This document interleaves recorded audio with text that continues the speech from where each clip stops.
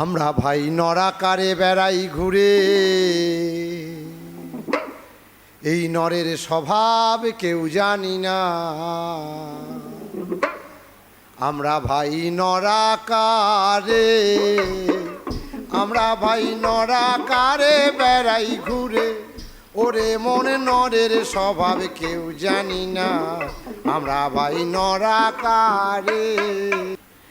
তুমি বটের ছায়া সোনা ঝুরির বনে, তুমি একাঙ্গিনা যুবকলতানে। তুমি বটের ছায়া সোনা ঝুরির বনে, তুমি একাঙ্গিনা যুবকলতানে। পথ যে আছো মোরা আসবো বলে, রাঙা মাটির পরে বড় সনমুখর। তুমি একাঙ্গিনা যুবকলতানে, তুমি একাঙ্গিনা যুবকলতানে। শাল বিথিকায় ফুলে বাউল সুরে, স্বপ্ন বুনে রাখো ছেষট্টি থেকে।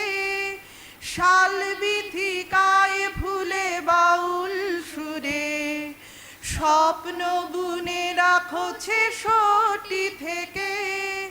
রাড় বাঁকুড়ার এই পূর্ব কোণে, একাঙ্গিনা যুবকলতানে, তুমি একাঙ্গিনা যুবকলতানে, তুমি একাঙ্গিনা যুবকলতানে।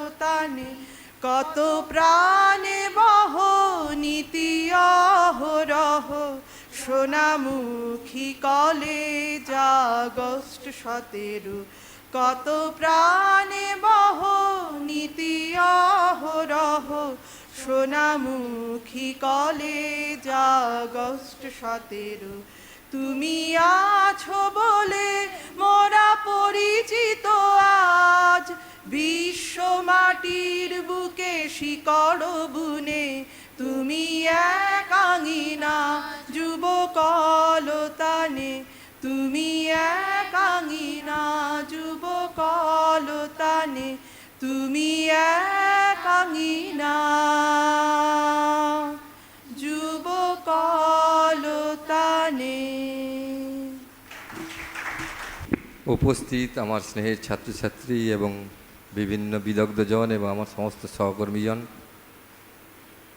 বারবেলা প্রায় শুরুই হয়ে গেছে, তো বারবেলাতেই শুভেচ্ছা জানাই সবাইকে আন্তরিক। একটু আগেই গানটা শেষ হলো ওই যুব কলতান দিয়ে, কিন্তু আলটিমেট সকলের প্রচেষ্টাতে যুব কলতানের মধ্যে সীমাবদ্ধ থাকছে না, আবাল বৃদ্ধ বনিতা সকলেরই কলতানে সমৃদ্ধ হয়ে উঠছে আমাদের এই সোনামুখী কলেজ। এবং মানসবাবু এবং আমাদের ইমতাজবাবু যে উদ্যোগ নিয়েছেন, বা সেই এফএসআরের প্রেসিডেন্ট সাহেবও উপস্থিত রয়েছেন, যে উদ্যোগ নিয়েছেন সোনামুখীর এই প্রায় 500 বছরের, মানুষবাবু বললেন 400 বছর কিছু বেশি, প্রায় 500 বছরে আমি যতটুকু শুনেছি, 500 বছরের এই ঐতিহ্যকে প্রিজার্ভ যাতে করা যায়, এবং ছাত্রছাত্রীরা বিশেষ করে সোশ্যাল ওয়ার্কের ছাত্রছাত্রী এবং শিক্ষকরা এগিয়ে এসেছেন, মানে খুবই আনন্দের বিষয়। কারণ আমি এই সোনামুখী কলেজের অধ্যক্ষ হিসাবে হয়তো বিশেষ কিছু করতে পারিনি, কিন্তু সকলের সাথে মিলেমিশে থাকার চেষ্টা করেছি, যাতে এই ঐতিহ্যটাকে আরও বেশি সুন্দর করে প্রিজার্ভ করা যায়, এবং আগামী প্রজন্মের কাছে যাতে তারা যাতে গর্ব করতে পারে যে আমাদের এই ঐতিহ্য রয়েছে। নাহলে ভুলে যাওয়ার একটা টেন্ডেন্সি কিন্তু আমাদের এই সমাজে রয়েছে। অনেক ঐতিহ্য হয়তো আমাদের বা সংস্কৃতি মানে হয়তো আমাদের মেমোরিতে নেই, বা আমাদের সমাজের মধ্যে প্রচলিত নেই, বা প্রায় ভুলেই যাওয়া হয়েছে বলতে গেলে। তো যে কজন বিদগ্ধ ব্যক্তিত্বের নাম বললেন মানসবাবু, তো আমি তো অবাক হয়ে গেছি যে আমি এদের সান্নিধ্য পাবো বলে কোনোদিন ভাবিনি। ওই জন্য প্রথমেই বললাম না, আমার হয়তো তত ওয়ার্ড স্টকে নেই আপনাদেরকে কিভাবে আমি সম্মানিত করব। যতটাই বলা হবে ততটাই হয়তো কম মনে হচ্ছে। তো আপনাদের এই প্রচেষ্টা, সকলের সম্মিলিত প্রচেষ্টায়, বিশেষ করে ছাত্রছাত্রীদের যে ইনভলভমেন্ট, একদম রাত জেগে, মানে আমি অধ্যক্ষ হিসাবে শুধু গর্বিত নয়, আমি বাপ্পায়িত মণ্ডল হিসাবে গর্বিত বোধ করতেও চাইছি। সোনামুখী কলেজকে তোমরা নিশ্চয়ই তো ছাত্রছাত্রীরা গর্বিত বোধ করাবেই, কিন্তু আমি সৌভাগ্যবান যে আমি এই কলেজে চাকরি পেয়েছি এবং এই কলেজে অধ্যক্ষ হিসেবে জয়েন করতে পেরেছি, এবং এই সৌভাগ্যের অংশীদার কিন্তু আপনারা সকলে, বিশেষ করে আমার এই ছাত্রছাত্রী যারা। আর বিশেষ দীর্ঘায়িত করে সবাইকে ধন্যবাদ জানিয়ে, এবং আপনাদের এই যে কর্মপ্রচেষ্টা আগামী দিনে আরও সমৃদ্ধ হোক এবং আরও মানে ইনফরমেটিভ হোক, এবং যেটা মানসবাবু বললেন যে ইউনেস্কোর কাছে প্রেস করার যে উদ্যোগ নিয়েছেন, এটা আমার সঙ্গে এমনি পার্সোনালি অফিসে কথা বলেছেন। তো কলেজের এই মুহূর্তে একটু আর্থিক অবস্থা খারাপের জন্য আমি বিশেষ সহযোগিতা করতে পারিনি কলেজের তরফ থেকে। তো আগামী দিনে নিশ্চয়ই অনেক বেশি ভালো উদ্যোগ নিতে পারবো, যাতে কলেজেও কিছু একটা মিউজিয়াম বা আর্কাইভ কিছু করা যায় এই ব্যাপারে, সেই ব্যাপারেও উদ্যোগ নেওয়া যাতে করা যায়, এবং আলটিমেট এই সংস্কৃতি সিএফএসআর এবং সোনামী কলেজের উদ্যোগে যাতে আমাদের এই সংস্কৃতিটা আরও বেঁচে থাকুক এবং সমৃদ্ধ হোক এবং এগিয়ে চলুক, এই কামনা করে আমার বক্তব্য শেষ করছি। আমরা সোনামুখী মহোৎসব এটার সুরক্ষা এবং সংরক্ষণের একটা চেষ্টা করছি, এবং এটা থার্ড সাইকেল মানে তৃতীয় বর্ষ, এবং আমরা সোনার বাংলা দুর্গা মন্দির, সেখানে আমরা একটা এক্সিবিশন চলছে।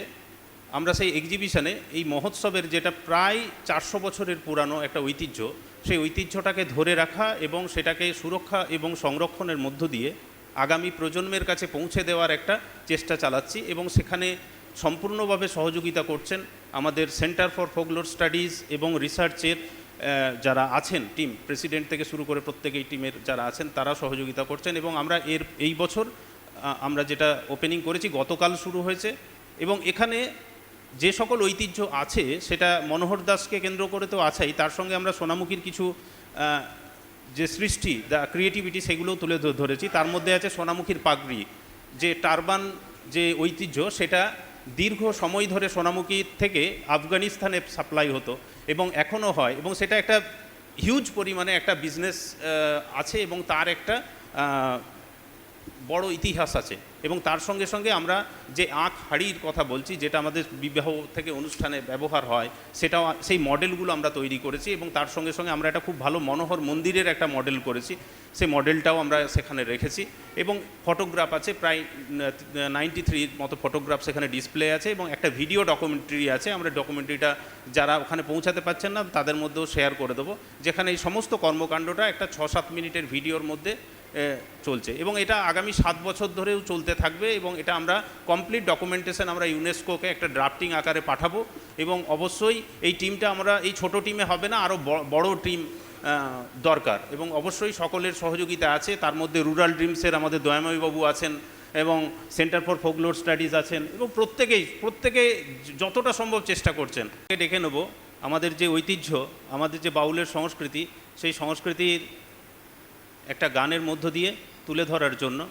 তারপর আমরা আমাদের যে এই সিনেমাটোগ্রাফি এবং এই নিয়ে চর্চা, বা এটা কেন আমাদের দরকার, এবং আমাদের ছেলেমেয়েরা যে সোশ্যাল ওয়ার্কের স্টুডেন্ট থেকে শুরু করে, শুধু সোশ্যাল ওয়ার্ক না, অন্যান্য ডিপার্টমেন্টের আমরা যারা ক্ষেত্র সমীক্ষা করি, আমাদের ক্ষেত্র সমীক্ষায় সিএফএসআরের যিনি প্রেসিডেন্ট আছেন সুব্রতবাবু, উনিও আমাদের ছাত্রছাত্রীদের কিভাবে হাতে কলমে শেখানো যায়, কিভাবে ফিল্ডে যাওয়া যায়, এবং কিভাবে কমিউনিকেট করতে হয়, ক্ষেত্র সমীক্ষায় কিভাবে কথা বলতে হয়, কিভাবে কোশ্চেনিয়ার তৈরি করতে হয়, এই সমস্ত বিষয়টাকে সুন্দরভাবে তুলে ধরবেন এই আলোচনার মধ্য দিয়ে। একটা চলমান লোক সংস্কৃতি, বা তার সাথে সাথে এতদিন অবধি এই ব্যাপারটাকে নিয়ে মানে পড়াশুনোর জায়গায় একাডেমিক একটা কলেজের বিষয়টা চর্চার মধ্যে ছিল না। আমাদের মানে যারা আগের প্রজন্ম, বাবা মা, দাদু ঠাকুমা, তাদেরকে জিজ্ঞেস করলেই অনেকেই কিন্তু লোক সংস্কৃতির সাথে পরিচিত। সোনামুখীর মেলাতে আমাদেরকে নিয়ে এসেছেন, আমরা দেখেছি, কিন্তু এটা নিয়ে যে পড়াশুনো করা যায়, এটাকে নিয়ে যে চর্চা করা যায়, এবং সত্যি চর্চা করলে পরে ভবিষ্যতেও আমরা আমাদের নিজেদের পায়ে দাঁড়াতে পারবো বা প্রফেশনালি এটাকে নিয়ে কাজ করতে পারবো, এটা সম্পর্কিত আমাদের ধারণা ছিল না। আমি মূলত একজন সিনেমাটোগ্রাফার মানে সিনেমার ছবি তুলি। ফটোগ্রাফি মানে ফটোগ্রাফ, এই কথাটার অর্থ সম্পর্কে আমরা কি কেউ জানি? ফটোগ্রাফ কাকে বলে? ফটোগ্রাফ মানে কি? ফটো মানে কি? ফটো মানে হচ্ছে লাইট, আলো। তো আলোটা কি না, আলোটা একটা শক্তি, তাই তো? আমরা যারা অন্তত মাধ্যমিক অবধি পড়াশোনা করেছি, তাহলে কার্যক্ষমতা শক্তি এই চ্যাপ্টারে আমরা পড়েছি যে আলোটা হচ্ছে আলোক শক্তি, তাপ শক্তি, সেরকম আলোটা হচ্ছে একটা শক্তি। আর গ্রাফি মানে কি? গ্রাফি মানে হচ্ছে লেখা বা আঁকা, দাগ কাটা। তো আমাকে একজন এইরকমই বাউল সাধক শিল্পী তিনি বলেছিলেন যে দাগ কাটা, আমাদের দাগ কাটি কেন? আমরা একটা সাদা কাগজ রয়েছে, তার উপরে একটা দাগ কাটি কেন? না, আমরা কিছু একটা প্রকাশ করার জন্য করি, আমাদের নিজেদের মনের কথা। তিনি উল্টোভাবে বলেছিলেন আমরা আধার বাড়াই, মানে আলোর উল্টো দিকে হচ্ছে একটা দাগ, একটা দিকে হচ্ছে আলো আর তার উল্টো দিকে হচ্ছে একটা ছায়া বা দাগ। সিনেমা কি? কেউ বলতে পারবে সিনেমা কি? তোমাদের মতন করে তোমরা বলো, কিন্তু মানে ব্যাপারটা ইন্টারঅ্যাক্টিভ হলে দুপক্ষ যদি কথা বলি তাহলে ভালো হবে।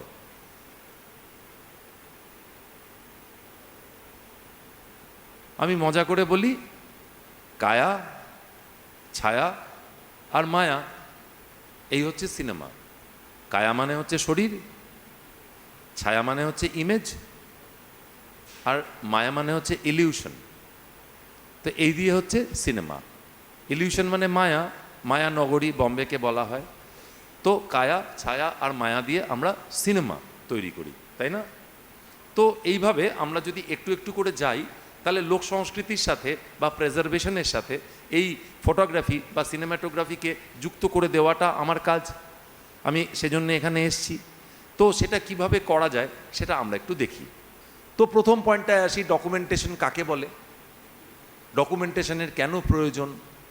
এটা কিন্তু আমরা আজকে সবাই জানি ডকুমেন্টেশনের কেন প্রয়োজন।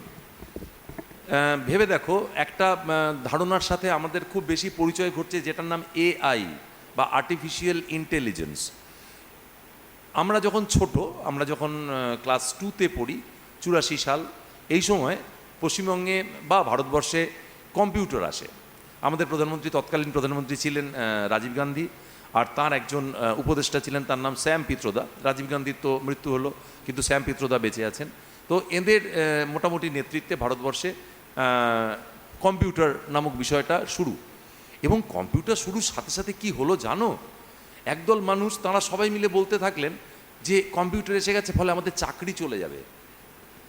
একটা সময় খেয়াল করে দেখবে যে ছবি তুলতে গেলে আমাদের একজন ফটোগ্রাফারকে ডেকে আনতে হতো।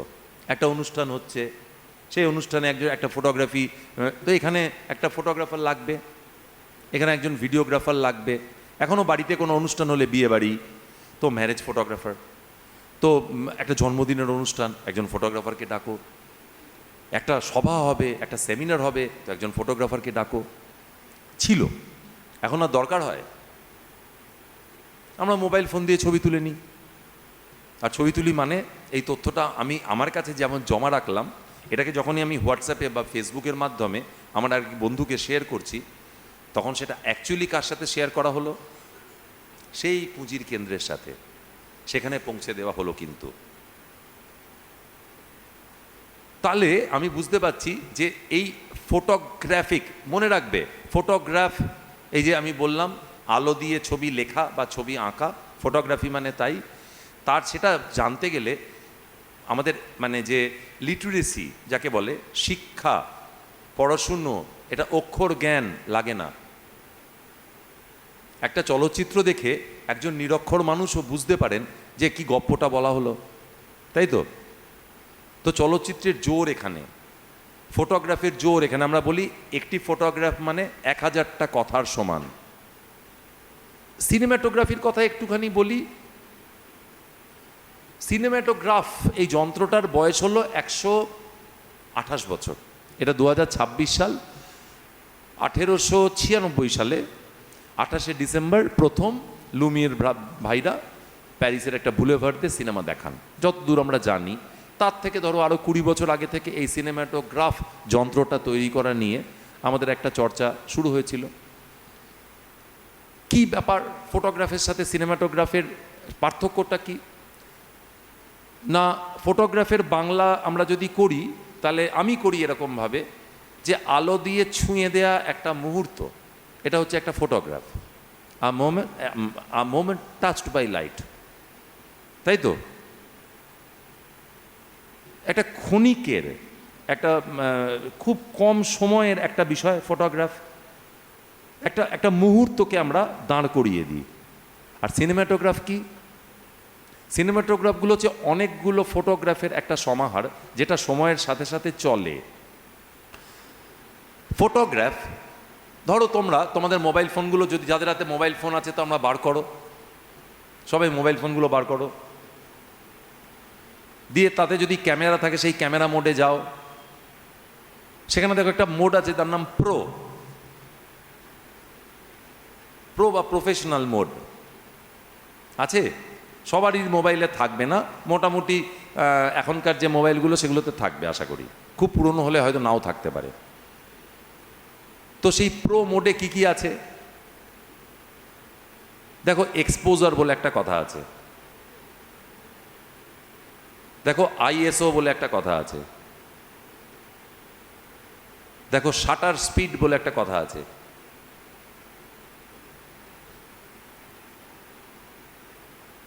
আর ফোকাস বলে একটা কথা আছে। তো এই চারটে জিনিস কি কি?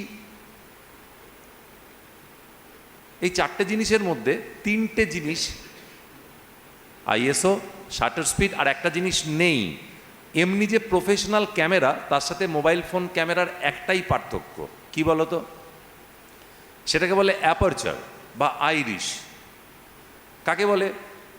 ধরো তোমরা দুপুর রোদে বন্ধুর সাথে সিনেমা দেখতে ঢুকছো, তো বাইরে ফটফট করছে রোদ, রোদ থেকে হঠাৎ করে সিনেমা হলে ঢুকলে পরে কিছু দেখতে পাওয়া যায়, কিন্তু একটু পরে আস্তে আস্তে চোখে সয়ে যায়, তখন আবার সব দেখা যায়। এটা কেন হয় না? এটা আমাদের চোখের যে আইরিশ বলে পেশিগুলো আছে তার জন্যে হয়। যখন আমাদের প্রচণ্ড আলোতে থাকে তখন পেশিগুলো সংকুচিত হয়ে থাকে। আমাদের চোখের যে ফুটো দিয়ে আলোটা আমাদের মগজে ঢোকে, সেই ফুটোটাকে ছোট্ট করে রাখা হয় যাতে কম আলো ঢোকে। আর যখন অন্ধকার থাকে তখন ওই পেশিগুলো চোখের ফুটোটাকে বড় করতে চায়, যাতে কম আলোতে আমরা সব কিছু দেখতে পাই, মগজ যাতে বুঝতে পারে। তো এই ছোট থেকে বড় হওয়াটা হঠাৎ হতে পারে না আমাদের ক্ষেত্রে, তার জন্যেই এই সমস্যাটা হয়। এই ফুটোটার মাপটাকে বলা হয় আইরিশ বা অ্যাপারচার। এই ব্যাপারটা মোবাইল ফোনের লেন্সে থাকে না। মোবাইল ফোনের লেন্সগুলি প্রতিটাই ফুল ওপেন। যে ফুটো দিয়ে আলো প্রসেস করার জন্য ঢুকছে মোবাইল ফোনের ভেতরে মাদারবোর্ডে, সেইটা নিয়ন্ত্রিত নয়, ফলে মোবাইল ফোনে আইরিশ থাকে না। তাহলে এরপরে যদি কেউ আমাদেরকে প্রশ্ন করে যে একটা প্রফেশনাল ক্যামেরা আর মোবাইল ফোনের ক্যামেরার মধ্যে কি পার্থক্য, তাহলে বলবো পার্থক্য হচ্ছে আইরিশে।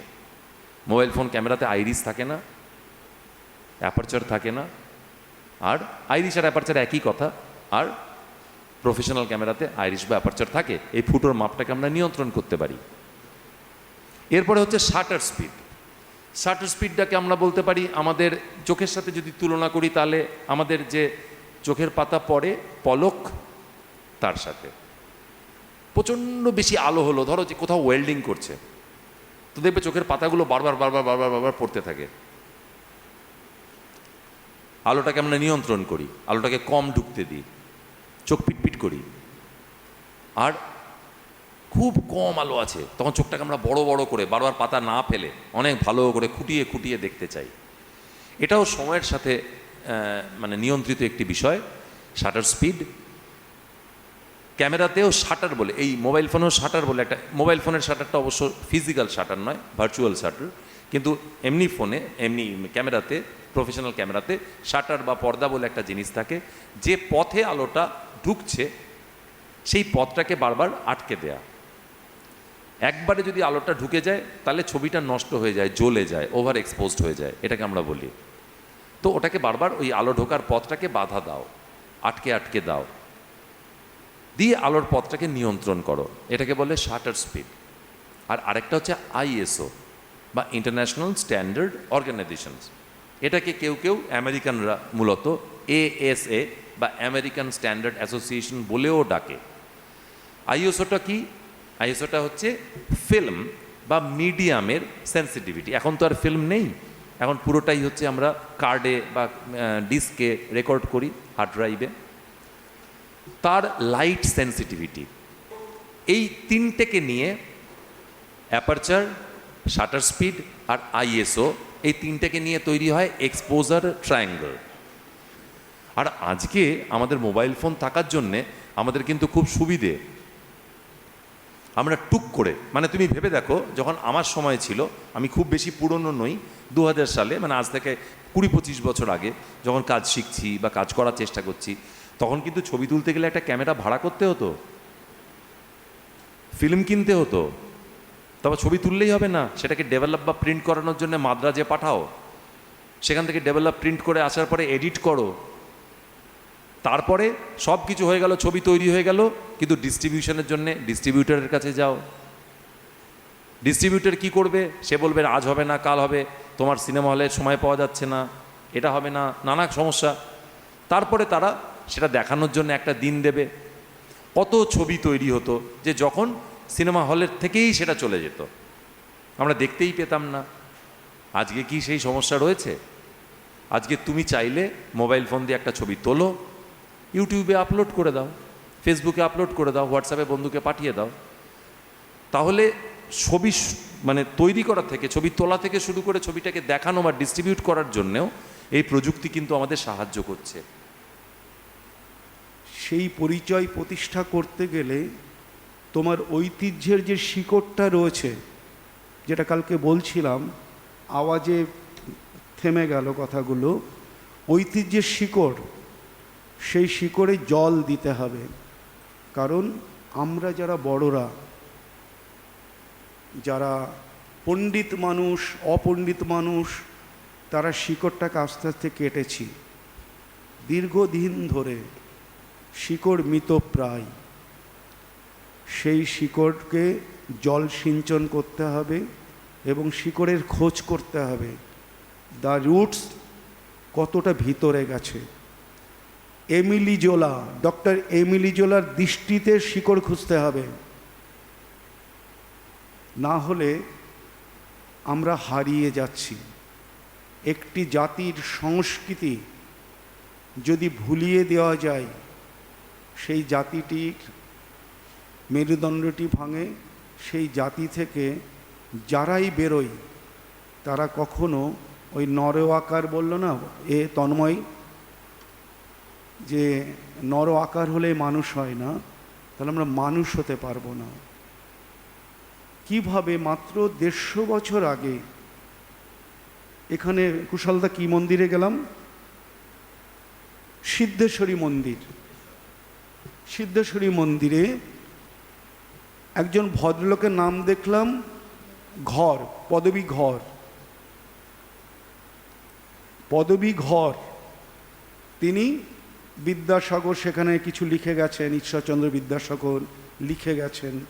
কি লিখে গেছেন? মুছে গেছে। আমি বললাম এই ঘরের মানুষ কে আছে?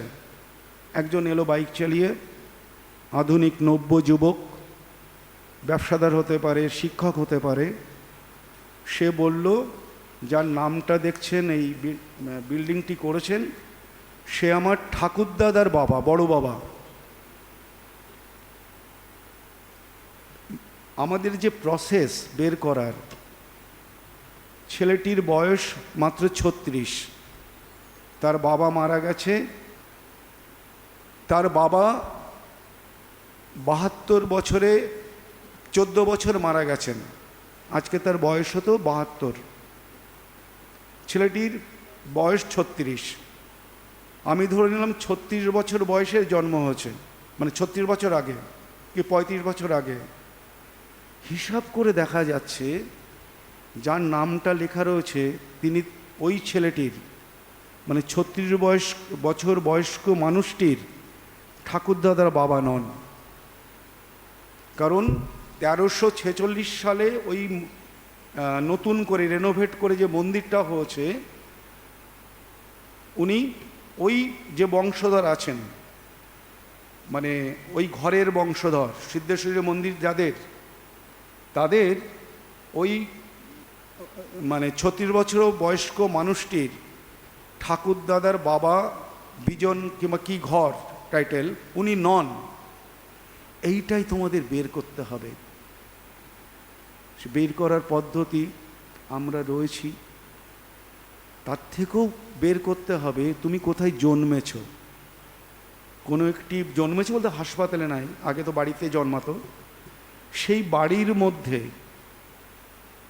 বাঁকুড়ার যে লোকসংস্কৃতিগুলো আছে, পশ্চিমবঙ্গের যে লোকসংস্কৃতির ধারাগুলো আছে, জানতে হবে তোমার মা হয়তো করেন না, দিদা কিংবা ঠাকুমা কোনো গান গাইতেন কিনা,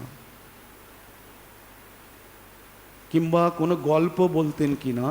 এইভাবে তোমার পরিবারের ইতিহাসটাও জানতে হবে যে তোমরা টুসু গানের জনক নাকি, তুমি ঝুমুরের কোনো ধারার তোমার পরিবারের থেকে উৎপত্তি হয়েছে কিনা, হয়তো হতে পারে। তোমার পরিবারের কেউ হয়তো সাধু সন্ন্যাসী হয়ে বেরিয়ে গেছে, তিনি হয়তো বিখ্যাত বাউল ধারার মানুষ। আজকে যদি আমরা সময় পাই, বিশেষ করে মহিলা এবং যারা পুরুষ রয়েছে, ছাত্রছাত্রী, ছাত্রীদের বলবো, এই যারা বাউল গান করতে আসছেন বিভিন্ন জায়গা থেকে, তাদের আর্থসামাজিক পরিস্থিতিটা কি? কারণ বাউল দর্শনেই রয়েছে মহিলারা আগে থাকবেন, যেটা আমাদের ভারতীয় দর্শন।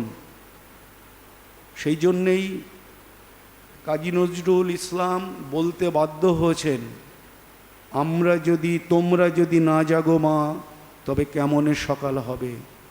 আজকে যে মহিলারা আজকে পোশাক পরে রয়েছেন, দিনের পর দিন চলছেন, সেই মানুষগুলোর অবস্থান কি? বাউল হিসাবে তাদের আর্থসামাজিক পরিস্থিতিটা কি? একটু মনে রাখা, গভীর অধ্যয়ন, নিবিড় ক্ষেত্র অনুসন্ধান, গভীর অধ্যয়ন, নিবিড় ক্ষেত্রানুসন্ধান, শ্রদ্ধা, ভালোবাসা, জিজ্ঞাসু মন ছাড়া লোকসংস্কৃতি উপলব্ধি অথবা বোঝা সম্ভব নয়। একদম জায়গাটার মধ্যে এসে দাঁড়াচ্ছি, তার একটা ভাইব্রেশন আছে, যে ভাইব্রেশনটা আমাকে এনরিচ করছে, আমাকে অনেক সুস্থ করছে। আমরা শহুরে মানুষ, যখনই এখানে আসি তখনই ওই মনোহর ধাম কিংবা শ্যামের আখড়া, কাল সন্ধ্যায় গিয়েছিলাম, সেখানে যাওয়ার একটা অদ্ভুত ভাইব্রেশন আমরা ফিল করেছি, যেটা হচ্ছে আপনারা হয়তো এখানে থাকলে ওইটা ফিল করবেন না, আপনারা বুঝতে সব কিছুর মধ্যে আছেন বোঝা যায় না। কিন্তু যখনই এই উৎসবগুলো আসে তখন তার একটা এই বিভিন্ন সাধুরা আছেন, সব বাউলরা আছেন, আরও কীর্তনীয়রা আছেন, সব মিলিয়ে একটা ছবি তৈরি হয়, সেটা আমার মনেও থাকে। এবং সেই ছবিটা অ্যাজ এ ফটোগ্রাফার কেউ ছবিতে তুলছেন, অ্যাজ এ পেইন্টার কেউ ছবিতে আঁকছেন। আমার ক্ষেত্রেও সেই জিনিসটাই ছিল যে আমি যখন প্রথম আসি তখন এইভাবেই এই জায়গাটা দেখেছিলাম, এক্সপ্লোর করেছিলাম যে আমাদের প্রথম জিনিস হচ্ছে আমাদের দেশীয় যে সংস্কৃতিগুলোকে আমরা নিজেরা না যদি ঠিক মতো জানতে পারি, তাহলে আমরা আমাদের দেশটাকেই তো জানলাম না। তোমার মাটিকে তুমি জানো, তোমার মাটি তোমার গর্ব। আমার কাছে যদি আমার মাটিটা আমার গর্ব না হয়, আমার সোনামুখী যদি আমার গর্ব, আমি নিজে বাঁকুড়ার মানুষ, আমার পিতৃভূমি হচ্ছে বাঁকুড়া, কিন্তু আমরা বাঁকুড়ার পরেও সোনামুখীতে এসে সোনামুখী সম্পর্কে জানছি, এখানকার সিল্ক নিয়ে জেনেছি, কিংবা পাগড়ি, যে পাগড়িটার ব্যাপারে কথা হচ্ছিল যে এটা বিদেশে রপ্তানি হয়, এটা কেন এখানে এখনও শেখানো হচ্ছে না? এটা খুব জরুরি আমার মনে হয় যে এখানে ছাত্রছাত্রীরা যারা আছে এই পাগড়িটা জানবে এবং এখানকার যে পদ্ধতিটা আছে সেটা জানার দরকার। এই বিষয়গুলো আমার কাছে খুব মনে হয়েছে যে এখানে খুব দরকারি আমাদের এই সময়ের ডকুমেন্টেশনের জন্য এগুলোকে আরও বেশি। যেটা ফটোগ্রাফি এক্সিবিশনে আমি দেখলাম, অসংখ্য ভালো ভালো ছবি, অসংখ্য ভালো ভালো মুহূর্ত আছে যেগুলো একজন শিল্পী হিসেবে চোখে পড়ছে। এটা দৃষ্টি তৈরি করে। আমাদের যে সুস্থ সংস্কৃতিগুলো যত আমরা এইভাবে দেখাতে পারবো সমাজকে, তত আমাদের কাছে একটা সুস্থ দেখার চোখ তৈরি হবে। আমরা জগতে অনেক কিছু দেখতে পাই, ফিল্ম দেখতে পাই, দেশীয় বিদেশীয় সমস্ত কিছু, কিন্তু তার মধ্যে কোন ছবিটা আমি দেখব আমার যদি এখানে একটা ডকুমেন্টেশন থাকে, আমি আজকে দেখলাম, কালকেও ওখানে একটা দেখেছি, এই ডকুমেন্টেশনগুলো যত দেখছি তত তার প্রতি ইন্টারেস্ট বাড়ছে। এটা আমার নিজের সংস্কৃতি, আমি এই দেশের মানুষ, আমার সংস্কৃতিকে আমি রক্ষা করব, সে যেভাবেই হোক। বাঁকুড়ার পোড়ামাটি কিংবা বাংলার পোড়ামাটিকে আমরা প্রিজার্ভ করতে পারি না। আমি দক্ষিণাত্য গেছি, সেখানকার মন্দিরে সমস্ত কিছু সুন্দরভাবে প্রিজার্ভ করা হয়েছে, সমস্ত মূর্তিকে সেইভাবে খণ্ডিত কিন্তু তাকেও রাখা হয়েছে। এখানে কটা মন্দিরকে আমরা, বহুলাড়ার মন্দিরে আমি গেছি, সেখানেও সে খুবই কঠিন অবস্থা। এরকম অনেক জায়গা আছে, তোমরা যদি একটু একটু করে ইন্টারেস্ট নাও দেখবে অনেক বড় জায়গা আছে এখানে কাজ করার। আমার বাঁকুড়ার ঘোড়া, যেটাকে আমরা চিনি আইকন অফ বাঁকুড়া বলে সারা বিশ্ব জানে, বিভিন্ন দেশের মানুষরা আসছেন এই টেরাকোটার ঘোড়া, পোড়ামাটির ঘোড়া, এটারও প্রিজার্ভেশন দরকার, এটারও ডকুমেন্টেশন দরকার। যতটা ডকুমেন্টেড হবে যতটা ইনোভেশন হবে, সবটা নিয়ে ডকুমেন্টেশন দরকার। এই কারণেই ফোকলোর স্টাডিজ, যেখানে আমাদের ইনতাজ এসছে, এরা সবাই এসছে, সুব্রত এসছে, এনারা এই বিষয়গুলো নিয়ে চর্চা করছেন এবং তাদের সহযোগিতাটা পেলে আরও ভালো হবে তোমাদের কাজ। আমরা ভাই নরাকারে বেড়াই ঘুরে, এই নরের স্বভাব কেউ জানি না। আমরা ভাই নরাকারে, আমরা ভাই নরাকারে বেড়াই ঘুরে, ওরে মনে নরের স্বভাব কেউ জানি না। আমরা ভাই নরাকারে, নরে যে অমর হবে কীর্তি রবে, নরে যে অমর হবে কীর্তি রবে, খেপারে জগতে থাকবে ঘোষণা। আমরা ভাই নরাকারে।